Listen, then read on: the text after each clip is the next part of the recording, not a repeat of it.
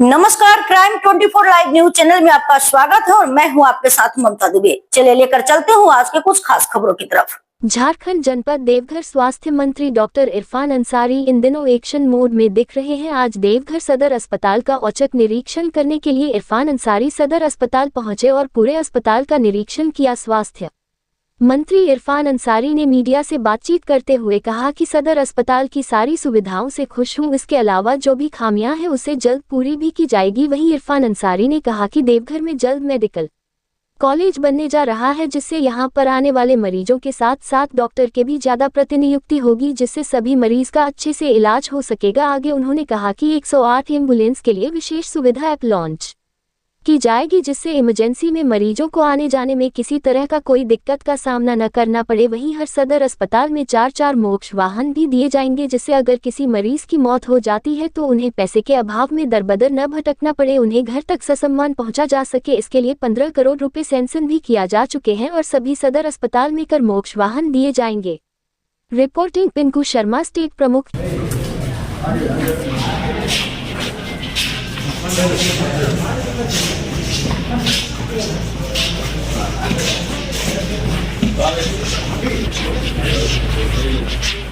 चलो ना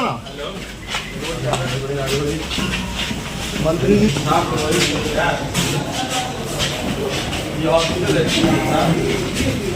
क्या करवा रहे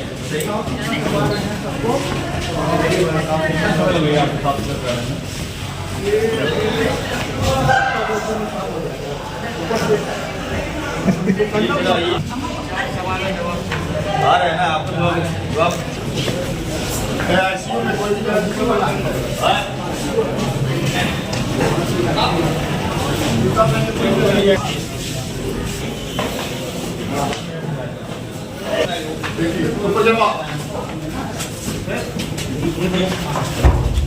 पूरा भीड़ रहती है। जैसे मेडिसिन का मेरा अलग चलता है, सर्जरी का अलग चलता है, हड्डी का अलग चलता है, आई का अलग चलता है, सब मिला के आपका? हाँ, सब मिला करके 400-500 करीब आ जाते हैं टोटल। ठीक है, तो मैं बिल्कुल हम संतुष्ट हैं और ठीक ठाक व्यवस्था चल रहा है। औचक निरीक्षण में हम आए, लेकिन न जाने कैसे गिलीक हो जाता है बात।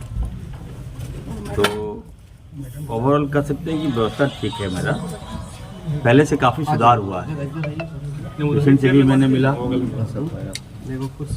सब कुछ मैंने देखा है, तो बिल्कुल काफ़ी सुधार है। और हम तो कहेंगे कि मंत्री इसको आप सबकी भी बहुत भागीदारिता रहती है कि आप लोग समय समय पर हम सबको अवगत कराते हैं कि कहाँ खामियां हैं, तो उसको हम दूर करने के लिए तत्पर हैं। दूसरी बात है, अभी हम आए हैं इसलिए कि देखिए देवघर में मेडिकल कॉलेज को मैंने सैंक्शन किया। अगले कमिट में उसको मैं ले रहा हूँ। जब देखते हैं पेशेंट हैं हमारे, ये उनके लिए एक वरदान साबित होगा। और जब मेडिकल कॉलेज बनेगा तो 3 साल में वो बन के तैयार हो जाएगा। तो लगभग 6 मेडिकल कॉलेज को अभी हम लोग कैबिनेट में ले जा रहे हैं, 4 को लेके जा रहे हैं, 2 प्रक्रिया में है। तो 4 मेडिकल कॉलेज 3 साल में बनकर होगा, तैयार हो जाएगा। और उसके बाद हम कह सकते हैं कि डॉक्टर्स जो है बड़े पैमाने पर यहाँ पर हम लोग को योगदान देंगे। डॉक्टर्स की कमी इस राज्य में नहीं होगी। दूसरा सबसे बड़ा कारण है कि देखिए राज्य बने 25 साल हो गया, लेकिन इन 25 वर्षों में किसी ने मेडिकल के क्षेत्र में अगर कहिए तो ये कि 20 सालों में कहिए, 20 सालों में किसी ने ध्यान नहीं दिया। केवल इस विभाग को एक राजनीतिक अड्डा इन लोगों ने बना के रख दिया था, और जिसका परिणाम है कि यहाँ के लोगों को बहुत खामियाजा भुगतना पड़ा। किसी ने हेल्थ से प्यार नहीं किया 20 वर्षों में। हेल्थ के संसाधनों से प्यार किया 20 वर्ष होता है। तो अब देखिए, अगर आपकी ईमानदारी से अगर आप सोचे होते तो निश्चित तौर पर इस राज्य में मेडिकल यूनिवर्सिटी बन जाता है। जब देखिए बेसिक से हमारा जब कमज़ोर होगा, बेस नहीं होगा, हवाई फायरिंग आप करेंगे तो कहाँ तक आप जाएगा, धाराशायी हो ही जाएंगे।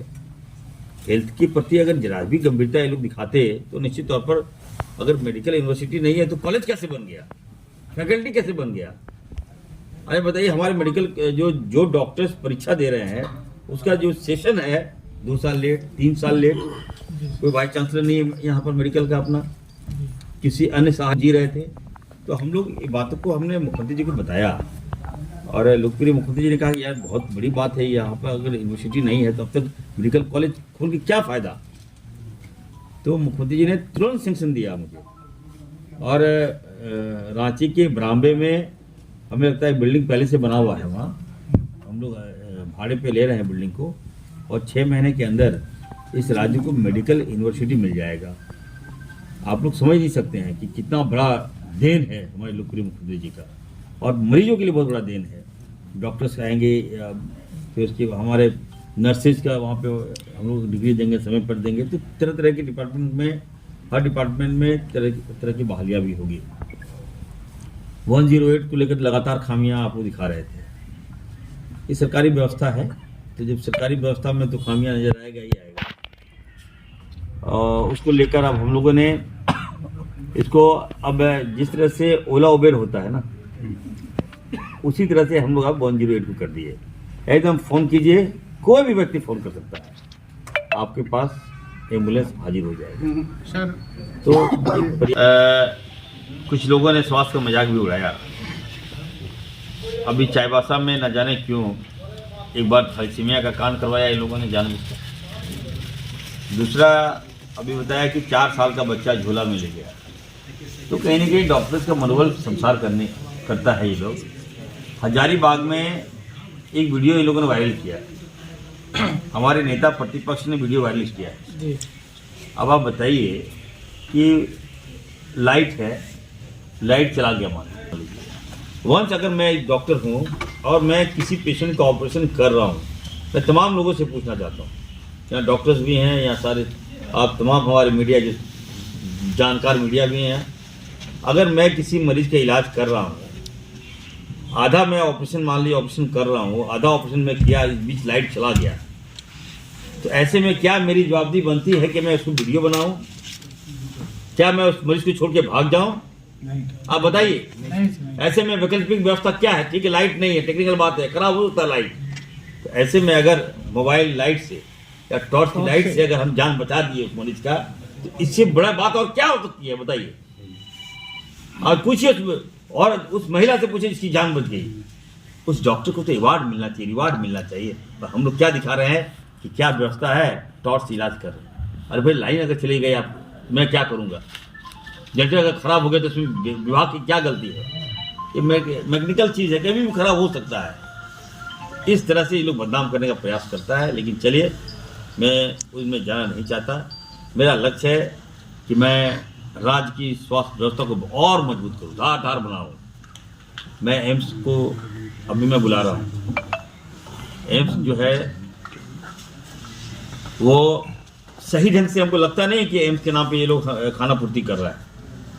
एक आदिवासी पीड़ित कल हम देर रात हमें बुलाया, मैं उसके घर गया तो मालूम चला कि एम्स डिपार्टमेंट ने उसे एडमिट ही नहीं किया और रेफ़र कर दिया। बताइए साहब, रेफ़र कर दिया तो 3-4 रोज वो पेशेंट मरीज घर में ही चला गया, मर जाता अगर मैं फ़ोन नहीं उठाता। तो जब मैं वहाँ गया तो मालूम चल रहा है कि एम्स की जो लापरवाही के सामने आई है। मैं एम्स को बुलाऊंगा, अगली बार जब मैं आऊँगा, एम्स जो है अपने रवैये में सुधार करे। वो एम्स को राजनीतिक अड्डा मत बनाए हैं। मैं देख रहा हूँ, आप अगर एम्स खुला है, एम्स पे लोगों को विश्वास है, और हम लोग भी किसी को रेफ़र करते हैं, एम्स जाओ तो वहाँ इलाज होगा आपका। तो वहाँ अगर इस तरह की बातें आ रही है तो कहीं ना कहीं हमें लगता है एम्स में जो प्रबंधक वगैरह है उस पर मैं देखता हूँ, अगर लापरवाही अगर हुई होगी मैं जांच करूंगा। अगर जांच में दोषी पाया जाएगा तो एम्स प्रबंधक पर मैं कार्रवाई करूंगा। सदर अस्पताल के प्रचित इलाज हो पाएगा?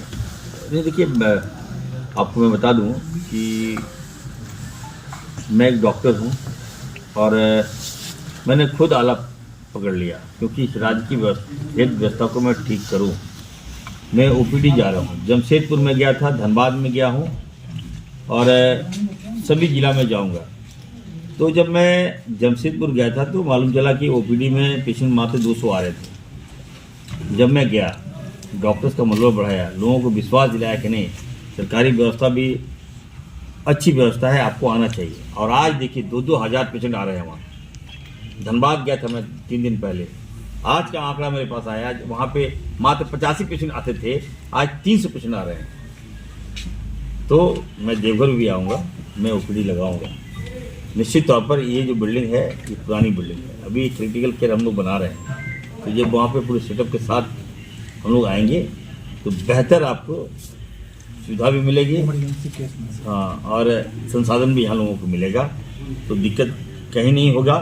मैं आप सबसे आग्रह करूँगा, यदि आपको कहीं कोई खामियां लगता है, यदि आपको कुछ लगे कि नहीं कोई दिक्कतें हो रही है, तो मेरा नंबर आप लोग लिख लीजिए, एकदम डायरेक्ट बात कीजिए आप लोगों से, मुझे समर्थन दीजिए। देखिए डॉक्टर्स आए, चलो भाग जा रहे हैं, कुछ हम बता दें आपको, चाईबासा, पलामू और चतरा डॉक्टर जाना ही नहीं चाह रहे। इसके लिए जिम्मेवार कौन है बताइए? हमारे मीडिया साथी भी जिम्मेवार हैं। अब बताइए, आप अपना टीआरपी बढ़ाने के लिए पेपर छपवा देते हैं, लेकिन आप सोचिए उन गरीब मरीजों का बारे में जो इलाज कराने जाना चाहता है स्वास्थ्य व्यवस्था सदर हॉस्पिटल में, और वहाँ डॉक्टर्स नहीं जा रहे हैं, वो प्राइवेट नहीं जा सकता क्योंकि उनके पास पैसे नहीं है। तो ये भी आपको देखना होगा, बहुत सेंसिटिव डिपार्टमेंट है, मुझे आप सबका सपोर्ट चाहिए इसमें। खैर संथाल होना तो मेरा बेस्ट है, मैं तो ठीक कर रहा हूँ, लेकिन अन्य जिलों में भी हम क्या नाम है आपका, नए साल के बाद करीब 300-400 डॉक्टर्स आना चाह रहे हैं झारखंड में। हम डॉक्टर्स को जिसका सम्मान हम लाना चाहते हैं, और आप सबसे आग्रह करेंगे कि डॉक्टर्स को आप लोग सपोर्ट करें, समर्थन दें, ताकि स्वास्थ्य व्यवस्था को हम ठीक ठाक करें। प्राइवेट देखिए यही तो मैं कहूँगा विडम्बना इस बात की है कि लोग, और खास करके देखिए कुछ मीडिया तो जानकार हैं, कुछ मीडिया को जानकारी नहीं है। मैं आप सबको बता देना चाहता हूँ कि 108 ये फ्री सेवा है, नहीं है सर वो, और 108 जो फ्री सेवा है, इसका काम है मरीज को जहाँ अगर कोई एक्सीडेंट हो, कहीं अगर रिक्वायरमेंट हो, तो वहाँ से पेशेंट को उठाए और या तो पास वाले हॉस्पिटल में या नहीं तो दूर वाले हॉस्पिटल में वहाँ एडमिट करके वो चलाए। लेकिन यहाँ तो कहा है कि नहीं, बॉडी जो डेथ कर गया उसको धोने के लिए एम्बुलेंस। तो इसको देखते हुए मैंने बड़ा निर्णय लिया है, सभी जिलों में 4 मोक्ष पैसा भी आ गया है। हमने कहा आप लोग खरीदिए, बॉडी अगर कोई डेथ किया तो उसको घर पहुंचा दिए सही सलामत। ये बातें जो आई है तो मेरे संज्ञान में आया, मैंने एक्शन लिया, और लगभग 15 करोड़ रुपया उन्हें निर्गत भी कर दिया। तो मोक्षवान होगा। आप सबसे आग्रह है कि देखिए प्राइवेट हॉस्पिटल की आप बात कर रहे हैं, प्राइवेट हॉस्पिटल में अगर कोई पेशेंट एडमिट होता है, बंद करिए, वहाँ अलग कर रहे हैं। प्राइवेट हॉस्पिटल में अगर कोई पेशेंट एडमिट होता है, इलाज के दौरान अगर उसकी मौत हो जाती है, तो वो आपको एम्बुलेंस मुहैया नहीं कराता। कराता है क्या? अब बताइए तो, कराता है कोई? बॉडी मुहैया नहीं कराता, जब तक बॉडी मुहैया नहीं कराता तो एम्बुलेंस कहाँ से कराएगा? तो अगर सरकार, हम लोग अगर गवर्नमेंट में है, हम लोग अगर एम्बुलेंस या मुफ्त मुहैया करा रहे हैं फ्री में, तो हमको लगता है कि आप सबको ईमानदारी पूर्वक सोचना चाहिए और मुझे समर्थन देना चाहिए। मैं आने वाले दिनों में देखिएगा बिल्कुल ये व्यवस्थाओं को बदल दूंगा। मैं थोड़ा समय लगेगा, आप लोग बदलाव तो दिख ही रहा है, लेकिन आप लोग खुले मन से बोल नहीं पा रहे हैं। लेकिन हम लोग दिल से आपके साथ है मंत्री जी। को बता दे, देखिए थोड़ी समस्याएं होगी, सुन लीजिए मैं बता दूं, जो टू बी क्लियर, आप लोग चला भी सकते हैं। मंत्री जी ने कहा 8 लाख किलोमीटर आपका एम्बुलेंस चल चुका है, ठीक है, आखिर वो भी मशीनी है, अब जाता है खराब हो जा रहा है। हम इस खामियां को दूर करने के लिए 209 एम्बुलेंस अभी हम खरीदने जा रहे हैं बहुत जल्द। बताया ना कि जो जिससे उबेर और ओला के तर्ज पर हम चलाएंगे, तो नया एम्बुलेंस हम लेंगे। सारा पुराना जो एम्बुलेंस हम बंद कर देंगे, थोड़ा टाइम तो लगेगा ना, परचेजिंग का प्रोसेस है। तो नया एम्बुलेंस हम लेके सभी आप लोगों को देखने को मिल जाएगा। नया एम्बुलेंस कब तक? जल्द मिल जाएगा, प्रोसेस है, प्रक्रिया है। टेंडर कीजिएगा तो भाजपा को घोटाला लगेगा, इसमें डर भी लगता है। तो अब किराए सेवाएं जो है बताइए।